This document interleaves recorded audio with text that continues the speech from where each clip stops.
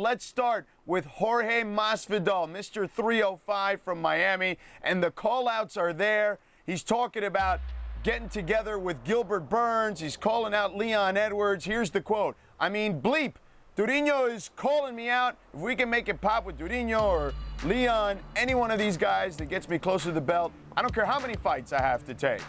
So here's what Gilbert said. Hey, Gamebred fighter, you know it's all respect for me. Let's dance in November and December. I'm ready, my guy. Hashtag super necessary. Let's do this. Now, Leon, a little quiet here at this point, hasn't responded, although we know the history between those two, partner. But let's start with which matchup you would prefer to see.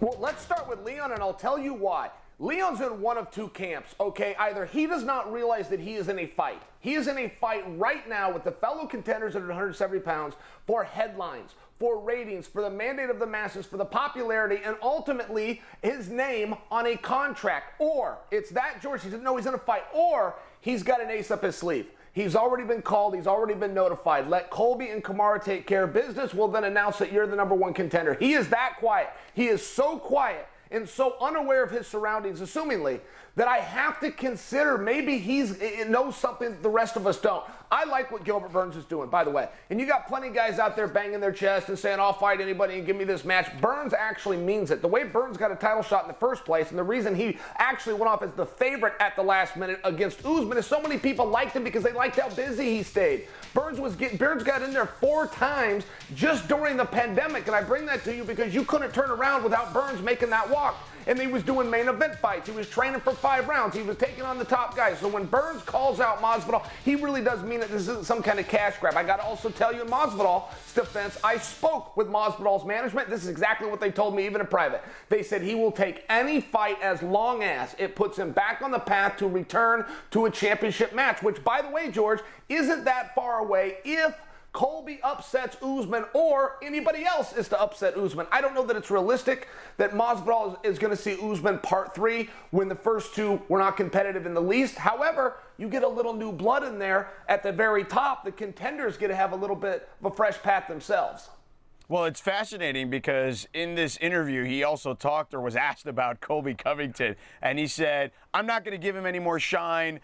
He's fragile was the word he used, and he talked about, him getting his jaw busted up or whatnot. But to your point, that is fascinating because, I don't think there is much of an appetite for Usman versus Masvidal 3, but if we get a new path, as you mentioned, I think that changes the dynamic some. But let's talk about Gilbert here. Where does Gilbert fit in a potential matchup against Masvidal? Okay, I don't know that Gilbert's going to be able to return to that. And I will tell you that first fight was competitive. It was just a little bit short. Don't forget, Gilbert did go off as the favorite at the last minute, but a lot of money did come in on him. He had that great jab. He had that great cross. He stumbled. They call it put him on ice, but Usman was trying to regain his bearings. And so it turned into one of these matches where I think he got so excited at that moment that he might have lost it. And I only walk you down memory lane because it was a pretty darn competitive match. It was a good, hyped, well sought after match. 2 former teammates that had a relationship with one another. At the same time, history says if a fight is quick, if it's short and ends in stoppage, you generally don't get a rematch. Now, you can't keep Burns or anybody else out of there forever, but I do think he's probably on a longer road. And that's where it comes back. I was telling you, I don't know that Leon knows he's in a fight. Leon is in a fight right now with all of those contenders. If there was fresh blood, Luque, by example, somebody that Usman hadn't been in there with, I could see a real allure. I could just put myself in Usman's shoes and see where that would be more attractive than doing something you've already done successfully a second time over. I don't know that Leon's aware of this. Nothing is going to be handed to Leon. Nothing has been handed to Leon, and Leon got a major bump the night that he fought Nate Diaz. People know who he is. People recognize him. He gave a good interview afterwards. He's in a fight right now. He is in a fight for popularity, for the mandate of the masses, and he's sitting this one out. All right, so how does Edwards then deal with the whole 3-piece in a soda situation between him and Masvidal then? I'm with you on that because Edwards should have a right to respond for that. Now, let me just tell you what happened here, okay? They go into the back. They get into a fight. That is a very ugly thing. And even though guys like you and I and our viewers find that compelling, it's still a very ugly thing. Now think of this.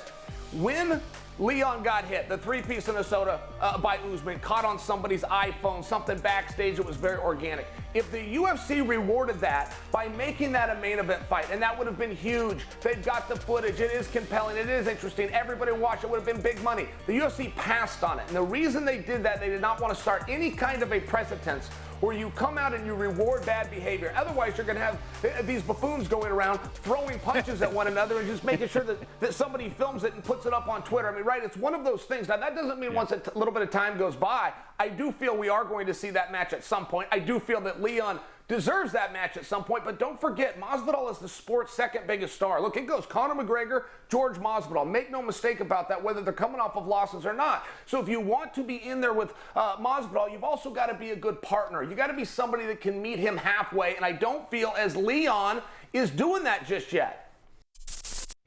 Thank you for watching ESPN on YouTube. For live streaming sports and premium content, subscribe to ESPN+.